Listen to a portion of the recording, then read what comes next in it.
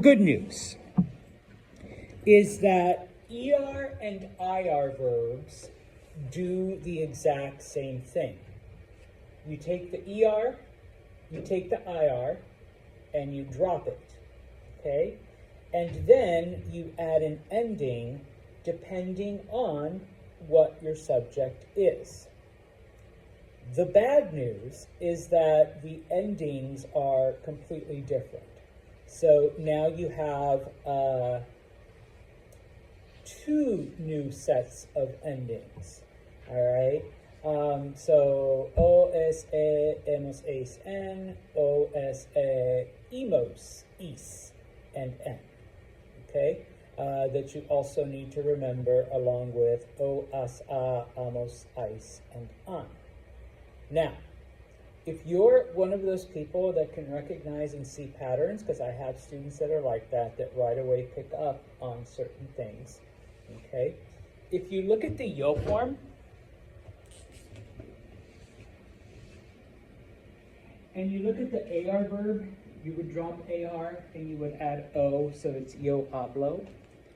But if you look at the ER verbs, you would drop the ER, and comer means to eat, and all you add is an O, so that would be yo como.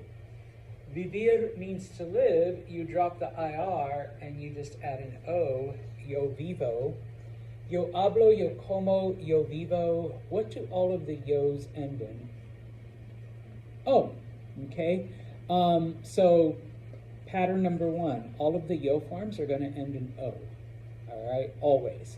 If your yo ends in something else, you did it wrong, okay, basically, all right? Yo hablo, yo como, yo vivo, yo enseño, yo whatever, recibo, yo compro, yo whatever, okay? O, O, O, O. And so if that helps, great, okay? Now, AR verbs, AS, A, AMOS, AIS, AN. ER verbs, ES, E, EMOS, EIS, EN, okay? It's literally the same endings, but you just have to remember for AR verbs, it's an A, AS, A, AMOS, AIS, AN. For ER verbs, it's an E, ES, E, EMOS, EIS, EN.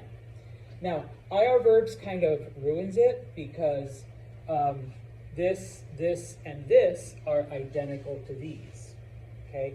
But the nosotros and vosotros form, IMOS, IS, okay, does follow that pattern, all right? So IR verbs are just a little strange, but fortunately we don't have a whole lot of those, okay, at least not yet, all right? So if you can find those patterns, great, if that's the way your brain works. If that's not how your brain works, don't worry, all right, because mine doesn't, all right?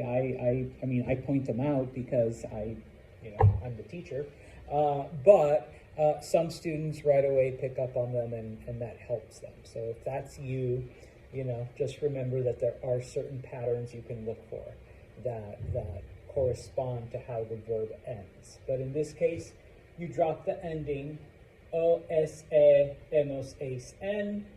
You drop the IR, OSE, imos, is, and en.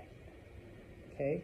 Now, if you notice on page 70, the explanation isn't as long as I have given you, all right? Because the textbook assumes that you remember the ARs, all right? You remember the pattern, you remember all of the stuff that goes with it, because once again, it is literally the same, all right? The grammar structure, the rules, everything is the same, other than the endings. You just have to memorize a new set of endings, okay? And so they do give you the endings there at the very top, all right? In addition, they do give you some of the words that you need to know, all right? Now, it's not as many as last time, okay? because we'll add more in the next chapter. But you do need to know, all right? So abrir, abrir means to open, okay? Aprender, aprender, to learn, okay? Asistir means to attend, okay? Not to assist. Now, there are some verbs in Spanish that have to take the a right after it. This is your first one. Asistir, always, always, 1,000 billion jillion times always. You have to use the a after it. Otherwise, it's wrong. You don't just say, yo asisto la clase. It's asisto a la clase. Okay? So always the a. Beber means to drink.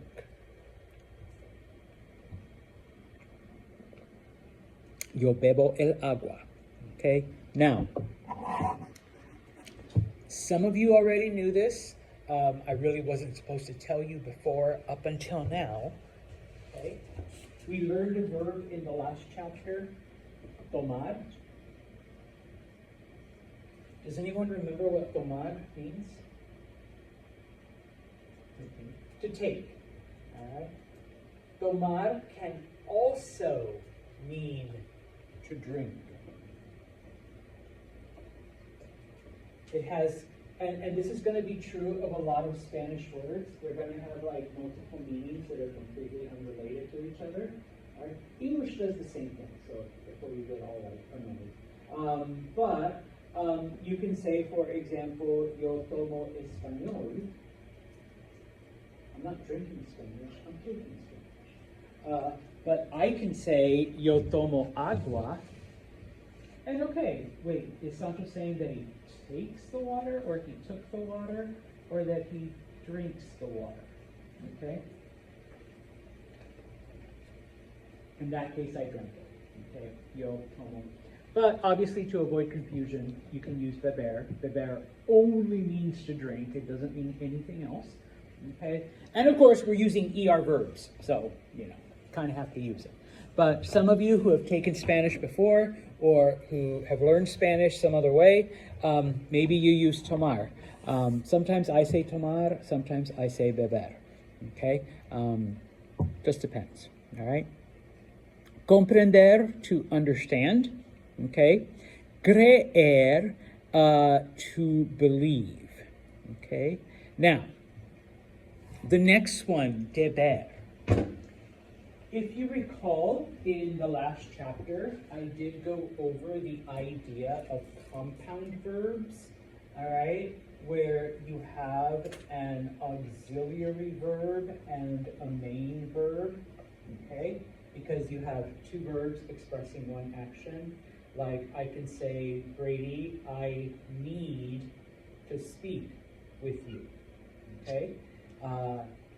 Remember that when you have that, you conjugate the first one, which is generally the auxiliary verb, and the second verb, you leave it alone. You don't make any changes.